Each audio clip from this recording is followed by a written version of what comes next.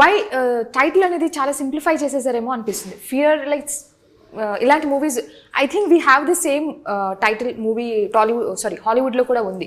Fear అని కొట్టగానే first నాకు హాలీవుడ్ వచ్చింది. సో సారీ ఇఫ్ మీరు హర్ట్ అయి ఉంటారు. సో వై టైటిల్ ఎందుకు అంత సింప్లిఫై చేసేసారు అని అనిపించింది. అంటే ఈజీ కదా, ఇప్పుడు ఊ కొడతారా ఉలికి పడతారా అని అంటే ఇట్స్ ఇప్పుడు కమర్షియల్ సినిమాకి సెట్ అవుతాయి అలాంటివి. అంటే బేసిక్ టైటిల్ నేను ఇచ్చింది, తను వేరే టైటిల్ ఉండే ఇంతకు ముందు.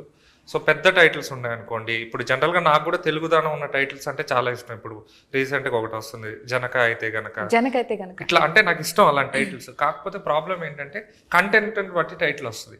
ఇప్పుడు ఈ కంటెంట్కి తను వేరే టైటిల్ అనుకుని ఉండే ముందు.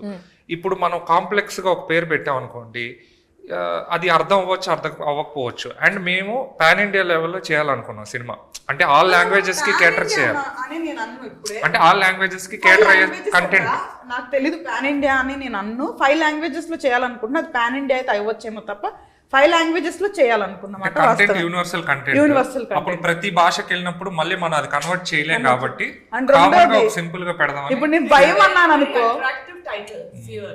భయం అనేది directly conveys to the audience, you know, story line వచ్చేస్తుంది మీకు దాంట్లోనే. అంటే ఇప్పుడు నేను భయం అని పెట్టినాను అనుకో, అది వేరేగా ఉంటుంది మళ్ళీ టైటిల్, అసలు బాగోదు. మీరు I love the title because it's so universal, everybody will understand, from every language they will understand, and it is very apt for the story also. And మీరు ఇందాక అడిగారు కదా సెర్చ్ చేస్తే వస్తుందని. IMDbలో కూడా ఫియర్ అని కొడితే యాక్చువల్గా ఫస్ట్ రిలీజ్డ్ అయిన మూవీస్ వస్తుంది. ఇప్పుడు ఆల్రెడీ మంది రిలీజ్ అవ్వక ముందే పైకి వస్తుంది నెంబరింగ్. సో ఎందుకు అవార్డ్స్ అన్ని యాడ్ అయినాయి కాబట్టి. సో మేబీ మనం గుర్తుండాలి కదా, మన ఇండియా నుంచి కూడా ఫియర్ గుర్తుండాలి కదా హాలీవుడ్ లెవెల్లో. షారుఖ్ ఖాన్ గారు డర్ అనే సినిమాతోనే చాలా హిట్ అయ్యారు. అట్లాగే ఇప్పుడు వేదిక గారు సినిమాతో మాకు హిట్ ఇస్తారు. That's a good one.